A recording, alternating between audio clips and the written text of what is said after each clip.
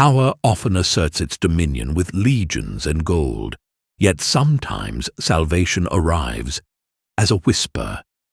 She was a nobody in the eyes of the world, an exile, fatherless and motherless, a stranger in a land of giants. But heaven does not choose as men choose.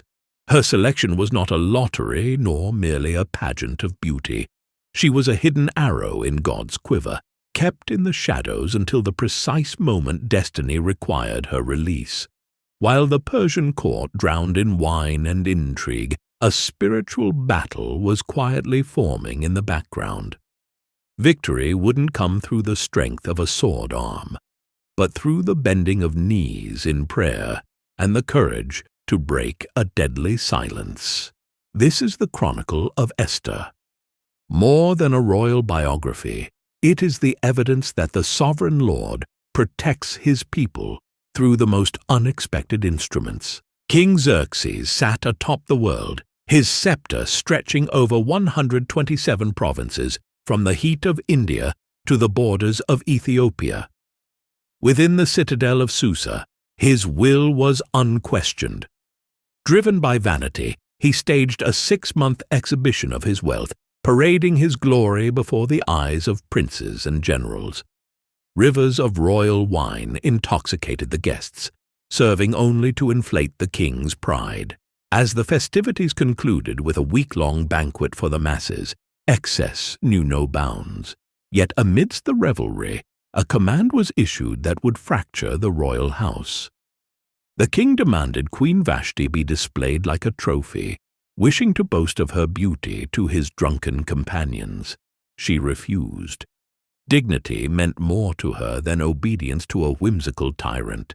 The refusal struck the king's pride like a hammer. The most powerful man on earth could not command his own wife. Fearful of appearing weak, his advisers warned that such independence was a contagion that must be stopped. To save face, Xerxes exiled Vashti. The law was written, irrevocable and harsh. But in the vacancy left by human pride, God began to position his piece on the chessboard. The search for a replacement was vast. Every province yielded its fairest daughters. Hidden in the crowd was Hadassah, Esther. Under the watchful eye of her cousin Mordecai, she walked a path not of her choosing. She carried a secret burden, her Jewish identity. Silence was her shield in a hostile court. Yet favor followed her. It wasn't just beauty, it was a radiance that captured hearts, even that of the custodian Haggai. When she entered the royal presence, she asked for nothing, yet gained everything. Xerxes was enthralled. The diadem was set upon her brow. The exile became the empress. Still, the secret remained. She was a sovereign in name, but a servant of God in truth, waiting for her assignment. While Esther adapted to silk and gold, Mordecai sat in dust and stone at the king's gate. His position allowed him to hear the whispers of betrayal.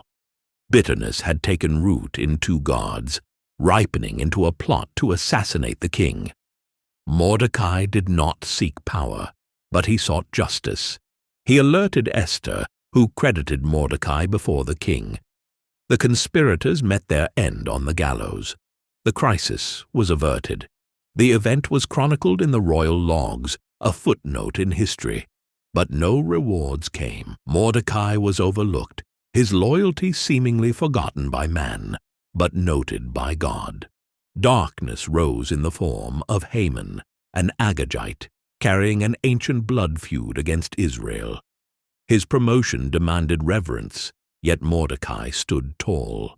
He would not bow to a monument of pride. This defiance ignited a fire in Haman that one death could not quench. He sought the annihilation of a race. Superstition guided his hand as he cast the pur to set the date of massacre. A certain people exist within your realm, king. Their customs defy you. They are a cancer to your rule. With a careless gesture, the king signed the death warrant of thousands. The decree shattered the peace. Mordecai's public mourning was a piercing cry against the injustice. As the decree of death swept across the land, a wave of terror gripped the Jewish people. They replaced their daily labor with fasting and their songs with weeping, crying out to the heavens in anguish. From the isolation of the harem, Esther learned of Mordecai's sackcloth and ashes. Confused and concerned, she dispatched a messenger to uncover the source of his despair. The messenger returned with the chilling truth: a signed warrant for the genocide of her people. Mordecai's plea was clear and urgent. She must go before the king and beg for mercy. Esther hesitated, paralyzed by the law that stood like a wall of death. To enter the inner court unsummoned was to invite execution, and the king's favor felt like a fading memory after 30 days of silence. But Mordecai pierced through her fear. He warned that the palace walls offered no sanctuary from the coming decree. If she remained silent, deliverance would arise elsewhere, but her silence would doom her father's house. He challenged her to see her life not as a series of accidents, but as a divine appointment. Perhaps she had ascended to the throne for this singular moment, for such a time as this. Fear gave way to resolve. Esther commanded her people to fast and pray, committing herself to violate the law for their sake. With a spirit of sacrificial courage, she declared her fate. If she must perish, she would perish. On the 3rd day, the fast ended. Draping herself in royal dignity, yet trembling within, she crossed the threshold into the forbidden court, walking straight into the jaws of death. The king's eyes met hers. Instead of fury, favor dawned. The golden scepter extended, bridging the gap between judgment and mercy. She touched it, and breath returned. If I have found favor in your sight, O king, come today to a banquet I have prepared, and bring Haman, for I wish to honor you both. At the table the air was heavy with unspoken words. Sensing the moment was not yet ripe, she held back the truth, weaving a strategy of suspense. "Return tomorrow," she urged, "and I will reveal my heart."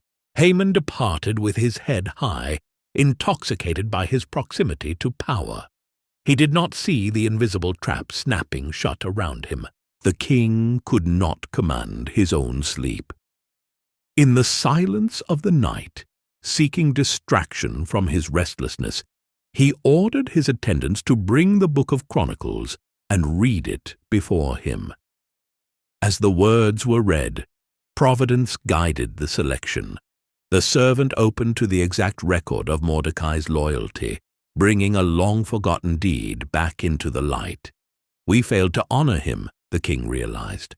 Haman entered, intending to finalize Mordecai's death, only to become the instrument of his honor. "Counsel me, Haman. How do I exalt a man I favor?"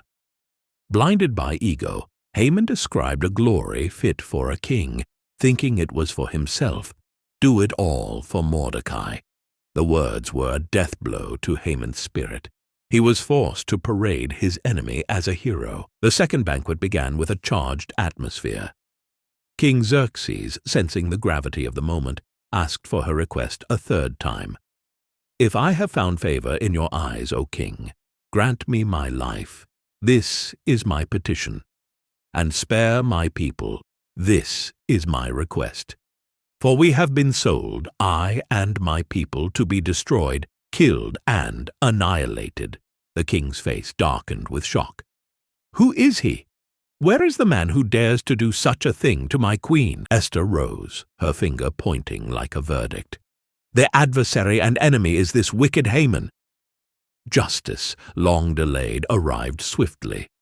Haman was dragged away to the very gallows he had erected for Mordecai, a grim testament to the reversal of evil. Yet the shadow of the law remained. The decree could not be erased. Esther wept for a solution. A new edict was forged. The Jews were granted the sword to defend their lives. The day of doom became a day of deliverance. Sorrow was turned into dancing. Purim was established, a memorial of the God who turns the tables on the wicked.